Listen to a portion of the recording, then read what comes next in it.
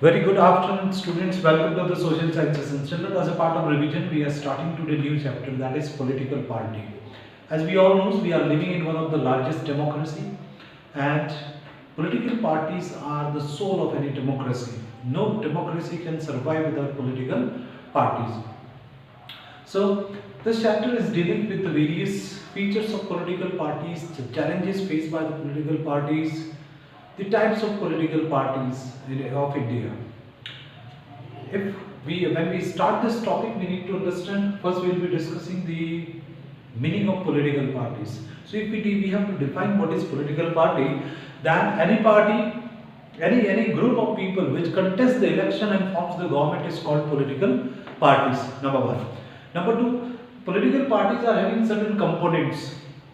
Component is given in your textbook. One is leader, the leader who are the torch bearer who plans the policies and program of the political parties. They lead the political parties.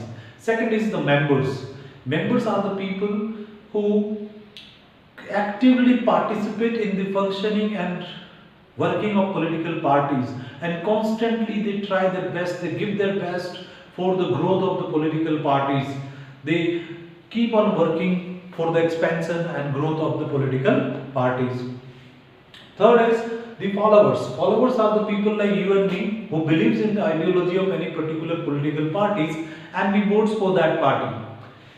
After considering, so this question can come for you 3 to 4 marks, 3 to 5 marks. What is political parties? Write its components. Okay. Second is the features of political parties. So there are certain features given in your textbook. Number one, political parties contest the elections. This is the prime most important work for any political parties in democracies. They participate in the electoral competition and they contest the elections. They put forward their candidates and through which they contest the elections and people votes for them. Second is political parties, they create public opinion, because these political parties through the rallies, the leaders, they try to reach to the people, they releases their manifesto, the booklet of promises, what they are going to do if they comes to the power. After coming to the power, that is called the manifesto.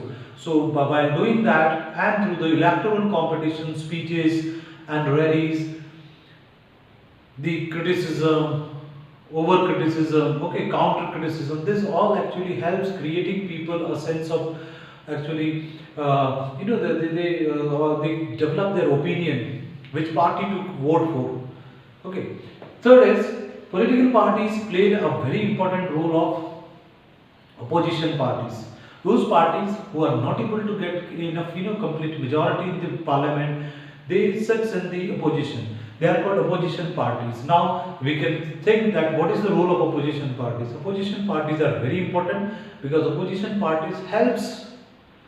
They keep on criticizing the ruling government. They keep pressurizing the ruling government. They always try to expose the wrongdoing of the ruling government, and in that way they actually put pressure over the government, and the government will not be behaving in a dictatorial terms, and they help people to think which party is right and who is wrong. So they helps in creating healthy democracy, and they keep control over the ruling government through the criticism. So they play a very important role of opposition. Apart from this, the political parties helps in making the laws, because when the MPs, MLAs, those who are sitting in the Vidhan Sabha, the Council of States or in the Central Council, they will be voting as per the guidelines given by their political parties, irrespective of their personal opinion. So this helps in making and passing the laws. Okay. For this, fifth point is political parties. They work like a bridge between the common people and the government. They create a stage where common people can access to the government machinery, the government institutions, and they take a help from them. Okay, and they can actually the local leader in the locality for the problem, they can talk to the local leader for the problem at the state level. State government is there, and there are problems which are tackled by the central government. So the political parties provide actually entire system where the people can get access to the government machinery. Apart from this, next topic is what is the necessity of political party? This question can be asked to you for 3 marks. Okay, necessity of political parties. So as I said, number one, political parties, they helps in making the laws. Okay, you think for a Lok Sabha, Vidhan Sabha, where there are no political party, each MP or the MLA will be behaving in his independent manner. Okay, and that the MP or MLA will be more responsible for his constituency rather than the country. So there you need political parties.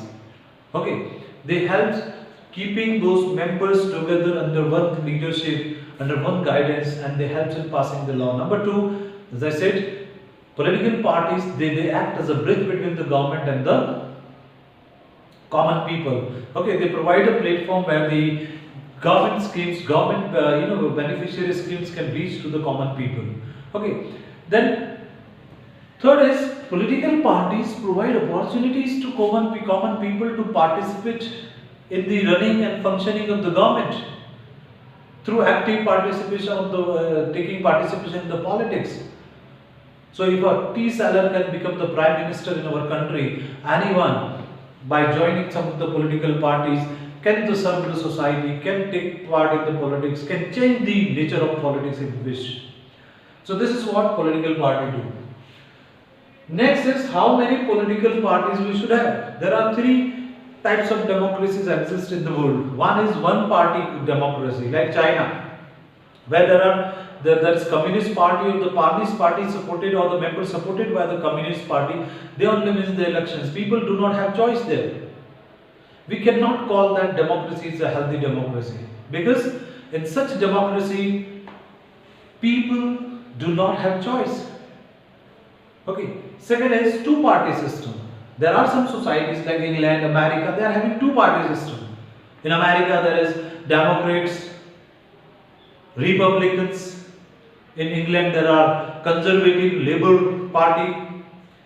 Okay, so two parties exist in some democracies where a lot of diversities are not there in terms of societal diversity, where either of those two comes to the power. That is called two-party system in democracy. Okay. Third is multi-party system. That is as it exists in India, because Indian society is a heterogeneous society. Indian society is a diverse society with lot of languages, religion, culture followed in the country, and given the size of the country, one party cannot rule. So that is why we are having system of multi-party system, where more than one party exists, where many parties contest in the elections, and if one party is not able to make the government or come to the power, many party comes together and forms the government. That is called coalition government.